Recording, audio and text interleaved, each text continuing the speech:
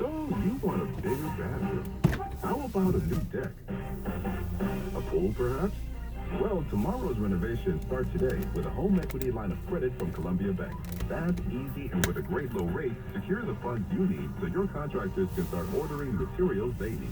Don't let supply chain issues hold up your project. Apply fully online or in a branch and make a splash with a home equity line of credit. Visit ColumbiaBankOnline.com. Subject to credit approval. Member FDIC. Equal housing lender. As in all human conflict, adults fight and children suffer.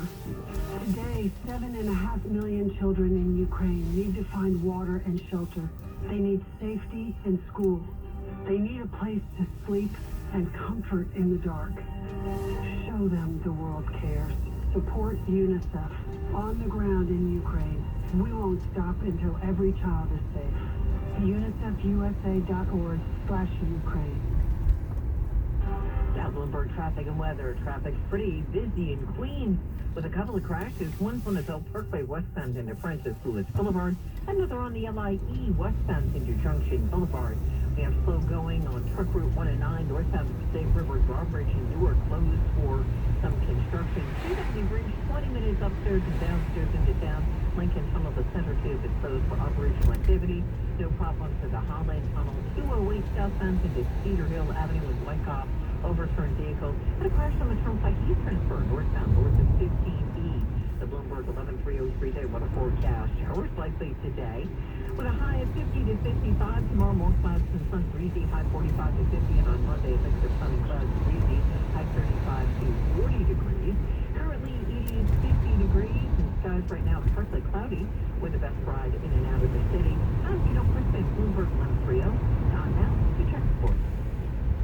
St. Peter's moves on to face North Carolina Sunday. The Peacocks advance with a 67-64 win over Purdue. They become the first ever 15 seeders in the Elite Eight. Kansas and Miami win. Tonight, Villanova takes on Houston. Duke battles Arkansas. Tonight, off for the Knicks after their 111-103 comeback win in Miami. The Knicks close it out on the 38-13 run. Emmanuel quickly scores 20. There's 23 in the fourth. At the Garden, Chris Kreider scores twice. The Rangers 5-1 win over Pittsburgh. That's the Bloomberg Sports Update. I'm Joel Stern. From the financial capital of the world, broadcasting across the globe, this is WBDR New York, Bloomberg 1130. Now a global news update. President Biden is vowing to stand with the people of Ukraine in the battle for democracy. Speaking in Warsaw, calls for NATO unity in the face of Russian aggression. Biden noted the economic sanctions the U.S. and allies have placed on Moscow, calling them unprecedented and effective in crippling Russia's economy. The president also cited the heroism and resilience of the Ukrainian people in defending their homeland. Authorities in Lviv are reporting 2 Russian rockets hit the outskirts of the city. The attack wounded at least 5 people. Flames and smoke were seen at an industrial facility being used as a fuel depot. This appears to be the first such missile strike within the city limits. Lviv has been a destination for refugees looking to stay within Ukraine and has largely been spared from Russian attacks. The mayor of a northern Ukrainian city is free after being detained by Russian forces. A local Ukrainian political party announced his release today. The town was built for workers at the Chernobyl nuclear power plant. In a video posted to Facebook, Mayor Yuri Fomichev was urging residents to communicate with the occupiers and comply with the search for weapons. He went on to say that there is no other option. Prior to his abduction, the mayor had urged residents to protest the occupation in the city's main square. One person is dead and at least 1 other wounded in a shooting at an Illinois mall last night. Police responded to a call of shots fired just after 7 p.m. at the fashion outlet of Chicago in Rosemont. Officers found 2 people wounded and a male victim in his mid-20s was later pronounced dead after being taken to the hospital.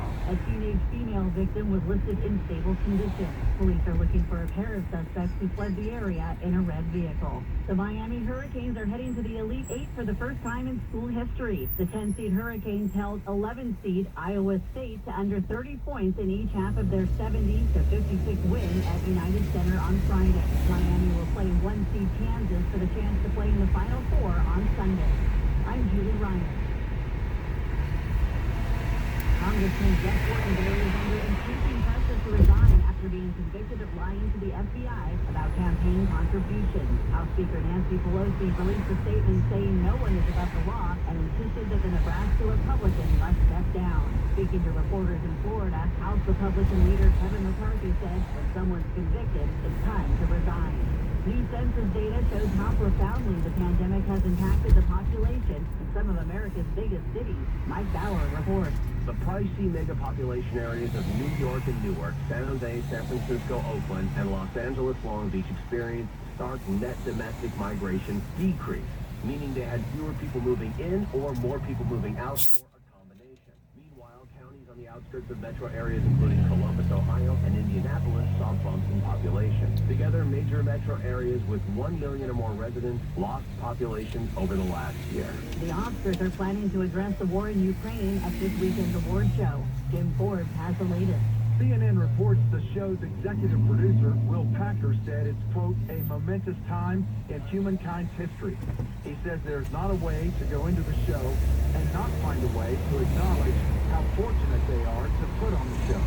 The 94th Annual Academy Awards are set to take place live from Los Angeles this Sunday. Amy Schumer, Wanda Sykes, and Regina Hall will host the show. I'm Jim Forbes. A 14-year-old is dead after falling off a tower attraction at a theme park in Orlando. The Orange County Sheriff's Office says the 14-year-old fell to his death late Thursday from the free fall attraction at Icon Park. The attraction consists of dropping visitors from a 400-foot tall tower. The Sheriff's Office statement said it isn't yet known what caused the boy's fall. A theme park Facebook post yesterday said the park is fully cooperating with investigators. The park is still open, but the ride is closed. I'm Julie Ryan.